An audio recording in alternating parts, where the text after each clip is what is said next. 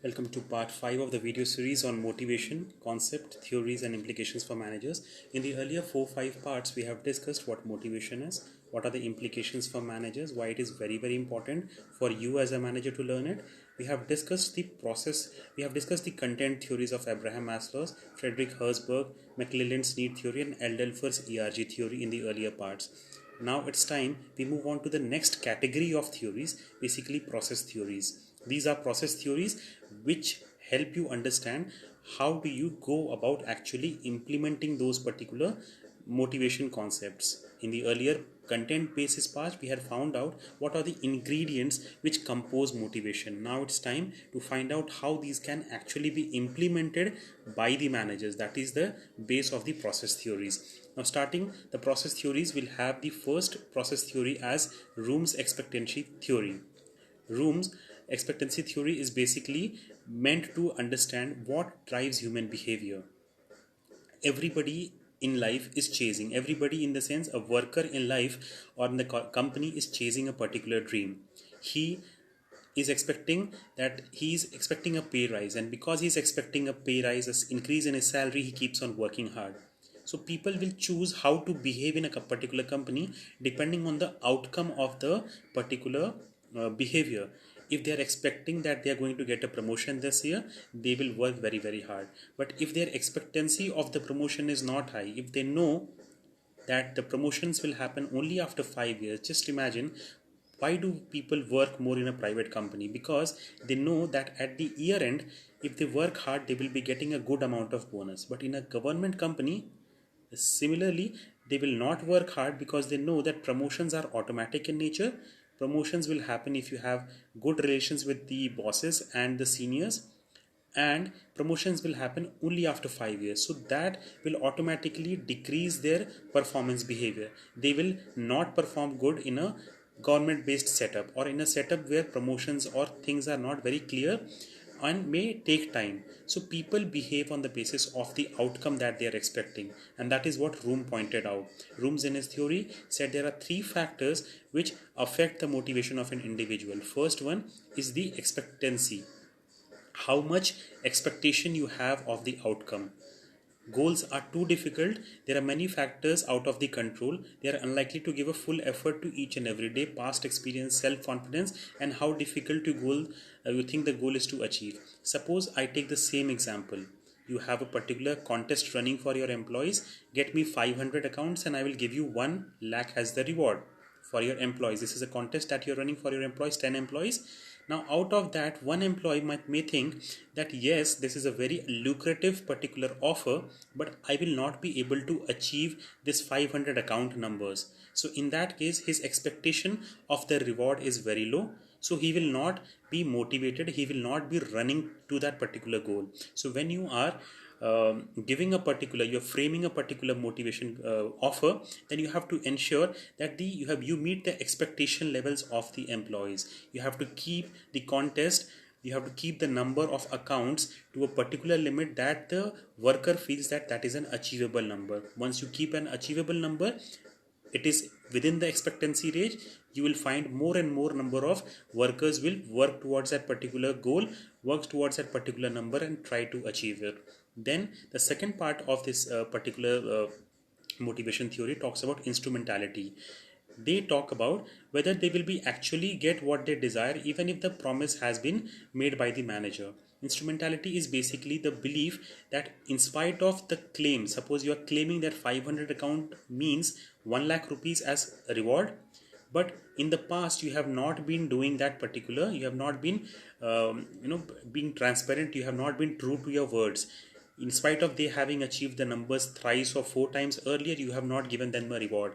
In that case, the instrumentality values will be very low. They will feel that you are not transparent, you are not truthful, and they will not be able to, they will not be motivated basically to work towards that particular goal. So instrumentality is also very important. Whether you will obey your particular promises is basically what is being tested in instrumentality. Whereas valence is the perceived value of the employee puts in the outcome. He is basically understanding that if he puts a particular value, जैसे आपने यहाँ पर आपने 1 लाख रुपए का reward decide किया है, तो एम्प्लॉय के लिए क्या वो 1 लाख रुपए मायने रखता है? Valence is that particular point. Suppose he's not interested by money, suppose he's not motivated by money, what he's looking for is a praise in front of his uh, colleagues, in front of his peers, in front of his family. He wants to take a certificate back home and show it to his parents.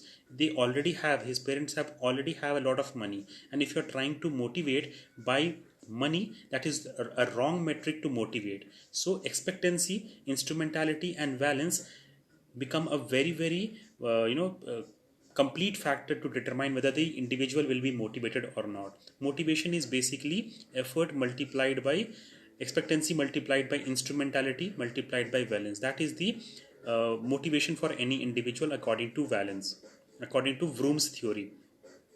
Now these are the particular methods in which you can actually implement, as in I gave the particular example ki how you can keep your expectancy levels low, how you can ensure that your instrumentality numbers are right, whether you have been following all your promises in the past, and whether that particular valence is having any kind of value in that individual's worker's life or not.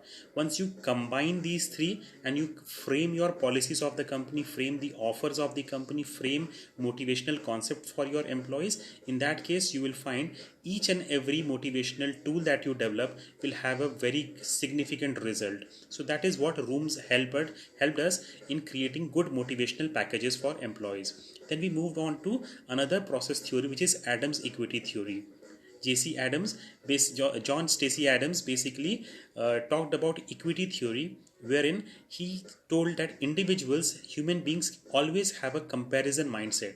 They will keep on comparing their particular individual inputs, the amount of efforts they have given to a particular job, and the amount of output, the amount of bonus, the amount of recognition they are getting in return for that. They will compare their numbers with the other individual numbers. If you remember the joke from Three Idiots, wherein one individual friend had passed and the others had failed, so people do not like, the people compare. When you fail and the other has passed, you will feel that even I had spent 8 hours studying, even he had spent 8 hours studying, how is it that he passed and I failed? So human beings keep on comparing. So John Stacey Adams basically talked about equity theory, wherein people compare their inputs with the outputs that they receive. Even inside of companies, the similar things happen. Inputs inside a company may include time, effort, loyalty, hard work, commitment, ability, adaptability, flexibility, tolerance, determination, enthusiasm, personal sacrifice, trust in superiors, support from co-workers and colleagues, skills, and so on. So these are the inputs that an individual, the worker, puts inside the job, and they expect some kind of an output. It is not just they are not giving something for free, they are not giving something for as a gift. They want something in return. They are giving it for money, they are giving it for appreciation, they are giving it for recognition. If those things are not met, motivation levels will decline. What are the outputs that you can give them? Outputs can understand it, it can be both be tangible and intangible. If you give them a paycheck, that is a tangible output, but if you give them praise in front of 10 people, that is an intangible output. You cannot see the praise, but anyways, any which ways, it's an outcome and it motivates the individual. So what are the typical outcomes? The typical outcomes are job security. If the person is working in a very good condition, if he is in the A category of employees, B category of your employees, there's definitely a security attached to his job, so that is an outcome. He will not be thrown out of the job immediately in the next 2 years at least, so that is a job security. Outcomes may include esteem. You are praising them. You may give them salaries, you may give them employee benefits, expenses, paid holidays, some kind of fringe benefits. You may give them recognition, reputation in terms of a vehicle that the company may provide, in terms of responsibility as in a designation of a vice president, a president, a sense of achievement that they are fulfilling a great they're doing a great service to the country, a great service to the corporation. You can give them praise, you can give them thanks, you can give them stimuli. So inputs are the things that the employees give, and outputs are the things that they expect from the company. If the proper match of these two things are there, and if there is fairness, This is basically a theory of fairness. If you are being fair to your employees, if they feel that A has not got some extra benefits because of his same amount of input put, then they will treat you as something who is fair, and they will praise you, they will like to stay with you. The moment they feel that it is not being followed, they will try to leave you, they will try to run away from you. So to keep your motivation level intact inside a particular company, you have to ensure that you be fair in whatever rewards you are giving for the amount of input these workers are expending. Next in line is the theory of reinforcement, which was given by B.F. Skinner. We'll be doing in part 6 of the video series on motivation. Keep on watching, stay connected.